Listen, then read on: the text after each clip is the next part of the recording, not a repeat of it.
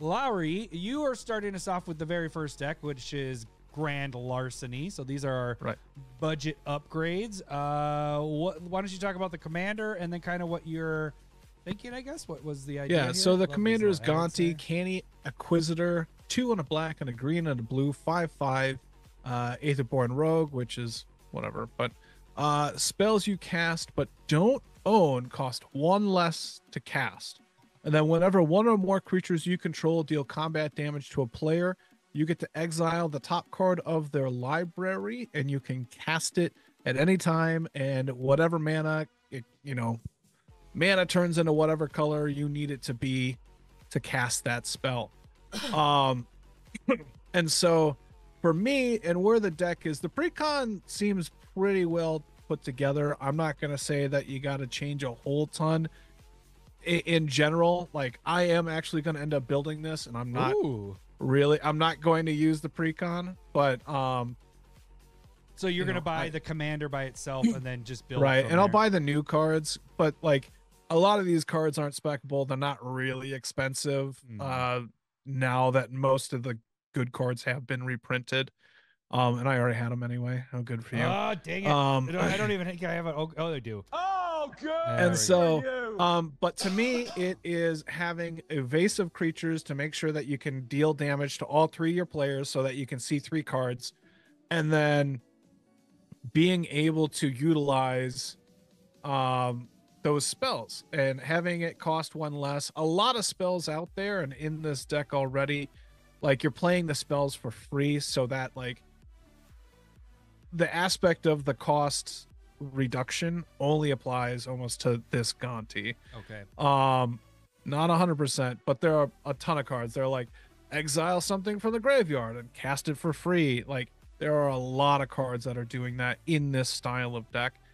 And so that's kind of what I'm going for. And then I end up cutting 8 cards from the deck. Do you want to just list those really quick so that people listening or watching, they could write them down and whatever? We aren't going to...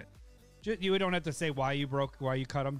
Yeah, I know, but I was looking at the wrong list and going, those aren't the right cards. All right, so I would cut Void Attendant, Whirler Rogue.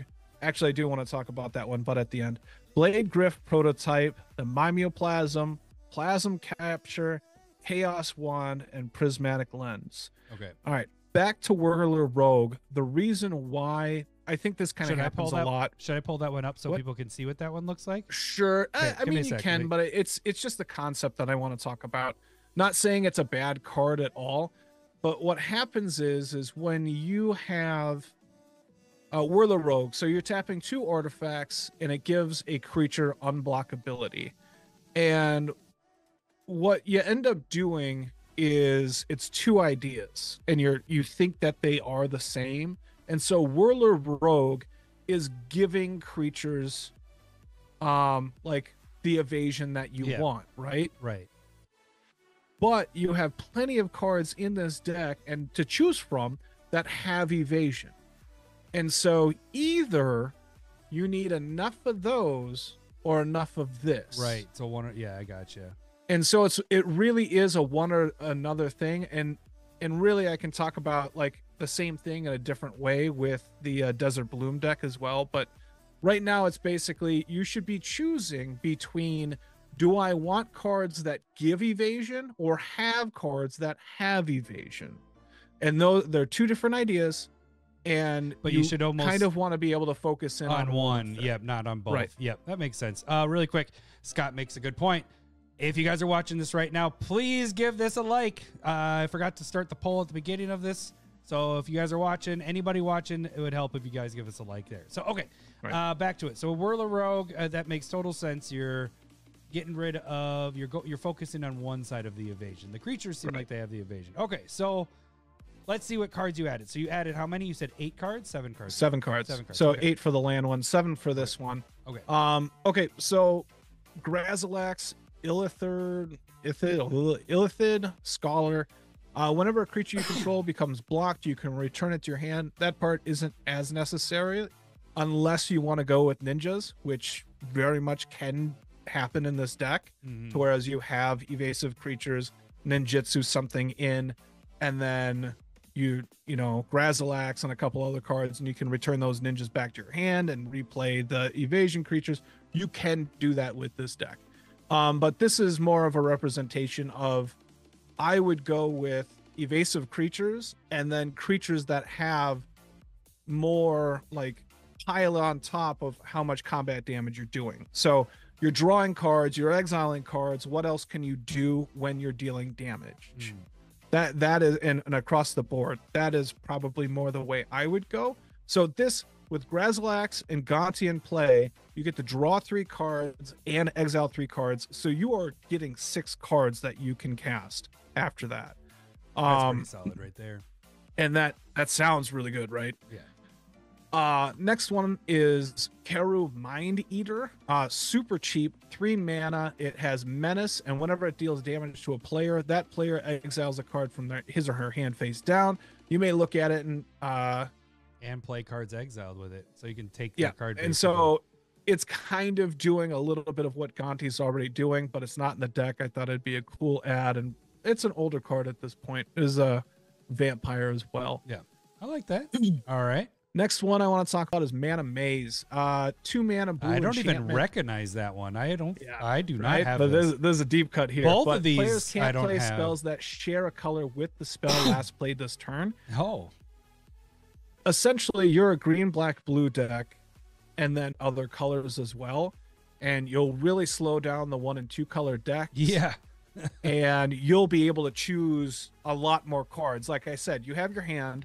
If you're drawing more cards, great, but you're always exiling, and you will likely be exiling cards of different colors. So my question is, do you know how many are like multicolors? Because I'm sure it, you know, you cast one that has 2 colors in your hand, and you can't cast either one of those. Do you know? That's true. Do you happen to know of? I think this is good. I like that idea a lot. I've never seen this card, so this is like, this one's new to me. Both of these cards, here. Right? So I like that. That's a good way to hinder And so people. that I thought it'd be a nice slowdown, and you're gonna have the least amount of slowdown from the Mana Maze. Yeah. I thought that'd be really cool. I dig that. Next one is, look at you pulling your like curated MTG knowledge out. You're like, here, I'm gonna throw a little curated in here. How about that? Well, okay, so like the other thing that you can do with this deck a little bit is it's not here and actually in neither one of them. You remember that green card, Gem? It's a 2 green colorless enchantment. It's just hit me right now, but basically during each upkeep, that player gets to say what color and all mana that's produced that turn is that color. We used to play it a while back before the cast. Do you know what I mean? He's like Mirage. He's in green. Shoot. Isn't it on the reserve list too? Yeah. I know which one you're talking about. But basically, Gonti allows you to cast anything with any color mana. It doesn't matter. So like a Soul Ring's 2 mana can be whatever colors you need them to be. And so if you're blocking out colors, it doesn't matter for you. So that's another one you can go with. Not on here, but I thought it, cool off the top. Metamorphose. That's an instant blue. Put target permanent an opponent controls on top of their owner's library. That opponent may put an artifact, creature, enchantment, land card from his or her hand into play. So that's the fun, quirky card, but it's more of an idea as well of trying to set your opponent's top of their deck. Oh, because then and so you have a removal. Like let's say they attack. You cast Aether Spouts. They have to either put it on top or the bottom of their deck. So cards like that, and it sets it up that it is removal and you get it. So like you can cast this right before you attack, and then you get that card. I dig it. So I like that one. All right, so we got 3 more here. All right, 3 more. Ooh. Nature's Will enchantment. I love this card, but whenever 1 or more creatures you control deal combat damage to a player, tap all lands that player controls and untap all the lands you control.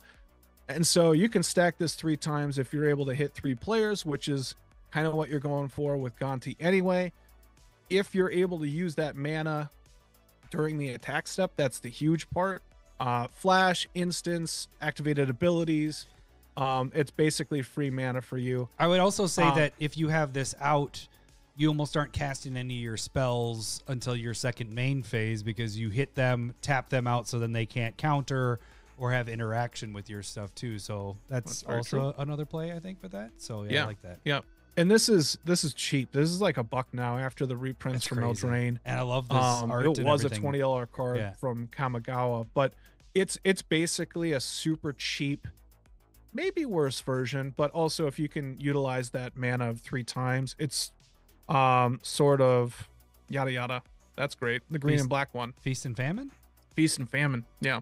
Because it's untapping the land. This can be a cheap version of that. No, I like it, yeah.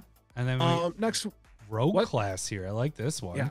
Rogue class is from D&D, blue and black. Whenever a creature you control deals combat damage to a player, exile a top card. You can look at it at any time. And then you go to the next class. Creatures you control have menace. There's that your part evasion. Doesn't really matter. Well, it gives you evasion though. Yeah, I mean, that is, I think, secondary. That other version. It's like how many instances. Right, because you're saying evasion. Your creatures already have it, so you're not really focused on that as much. Right. So that part doesn't necessarily matter in my mind. And then the last bit is you can cast cards that you've exiled with Rogue class. So it's just basically a backup / second trigger of Gonti in the deck. And so I like it. And then the last one is going to be Tasha, the Witch Queen, 5 mana, Planeswalker. And essentially it's all there for whenever you cast a spell that you don't control, create a 3/3 black. Is that a demon? So creating tokens whenever you cast. Interesting, the demon isn't flying, but yeah, 3/3 black demon. And so this isn't a well-developed like niche deck. Like it's really black and blue. I don't really know why green is there other than Villainous Wealth and ramp. So that's kind of where I'm going with it. But those are the 7 that I would add. And that total comes out to $13.13. Whoa, you have $7 more you can spend if you wanted to. Get those lands. Yeah, change out those lands. I couldn't find enough cards to really cut with to make me feel like. Well, no, I was gonna say that would be an interesting thing. Like if you have a budget of the 20 and you come in at 13, is there a land around that $7 mark that you could flip in and out? Maybe a surveil. Well, let's go look at Mr. Unlimited. All right, Mr. Unlimited. Way to get there. All right, you got 18 cards here. Now you don't need to go. We won't talk about them all, but the big ones that really turned me into what I wanted to play was Doubtfire Voidwalker, being able to exile creatures and be able to cast 1 or 2 of them from that deck. You also got Cryptic Coat here. Yeah, Cryptic Coat gives a creature on block ability, and then you can kind of redo it and cast or flip over some of those whatever it is. They got 5 different morphs now, but Grim Hireling, getting you treasure tokens for dealing that damage, help you with the mana. Invisible Stalker is a good protected unblockable creature for 2 mana. K9 Mark 1. K9 again. You put these in multiple days. I know you do. I love it. But the reason why it's good here too is it works on theme because target legendary creature can't be blocked this turn. You can activate that ability along with giving Legends Ward 1 if it's untapped. Mercurial Spell Dancer has unblockable, and then if there's 3 oil counters, you can copy a spell the next time. Sorry, I screwed up. Down below, this one got crazy. This just went up to $8-9, but Mnemonic Betrayal, exile a graveyard, and then you can cast spells from that. No, it's all opponents' graveyards. Was it all? Exile all cards from all opponents' graveyards. You may cast those cards this turn and spend as many mana as you want or whatever. Yeah, that's pretty crazy. Nautiloid Ship, which is a vehicle. ETBs, exile target player's graveyard. Whenever it deals damage, you get to play a card for free. You're gonna do these two. My window, I just realized, is open and it's making noise. I'm going over there really quick. Hey, another reason I have never played with Opposition Agent, but it's perfect for this deck. Whenever your opponent searches their library, you get to basically cast that card that they searched for.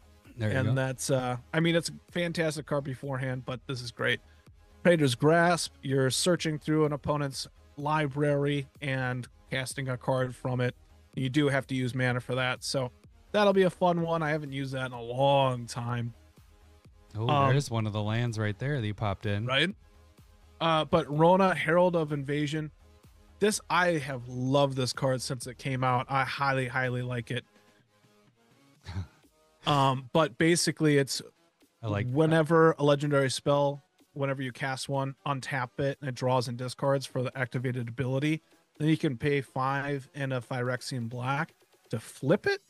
And that's the part that comes into play here, why it's really on. But whenever a source deals damage to it, you can basically cast a spell from the controlling source's hand. And so it's still casting other people's stuff. Yeah, gotcha. So Shizo, really quick, I gotta take a little pause and just give a tip of the cap to Tad and Rob there. Tad. RoboCop. He's mad at me that I haven't sent his proxies out. I was actually supposed to check. Sorry. His might be foil proxy, so you might. Did you send him already? No, that's me. Is it you? Me. Okay. All right. Shizo, Death Storehouse, giving one of your legendary creatures fear. It's a land. It is fantastic, but that is like a $20-ish card. Yeah, something like that. I can't see pricing Spellskite right for protection. What? Adele, you like Spellskite? No way. You're in a blue deck and Spellskite's in there. But Thada Adele, you're casting artifacts from your opponent's deck. Thada Adele? No, you're right. Yeah, thank you. That's what I was going to get Thassa, giving unblockability to a creature for 2. Also the Scry. The Black Gate is probably what you would probably add in there for the land. I think that's around $6-8 right there. What do you see? Yeah, I can't see pricing because I have it maximized, so I can't see pricing. It's but right you're in that probably range. Right. I think you're right. But, but given some evasion on a land right there, we can move through. Toski, drawing cards for dealing damage. Whisper Silk Cloak, Shroud, and unblockability. That might be it. That's it. There we go. Not too bad. All right. Well, yeah. So, if you guys have any suggestions for some unlimited ones or even budget ones, make sure you guys leave that in the comments below. All right. So, is there anything else you want to add to that deck? How do you feel that deck would do? You're going to be building this deck, so that is. I'm going to be building this. Not this week. I'm doing Riku of Many Paths on Thursday. Okay. Building that on stream. Gonti it'll just depend on what I see tomorrow. Okay. At my store, and if I'm not, I'm gonna have to order it. Sweet. Hey Meat Force, could you kindly tap the like and subscribe button? And if you're ever in the mood, head on over to commandersmiths.com and you can get the shirts and mugs you see on the screen and some other stuff. Thank you.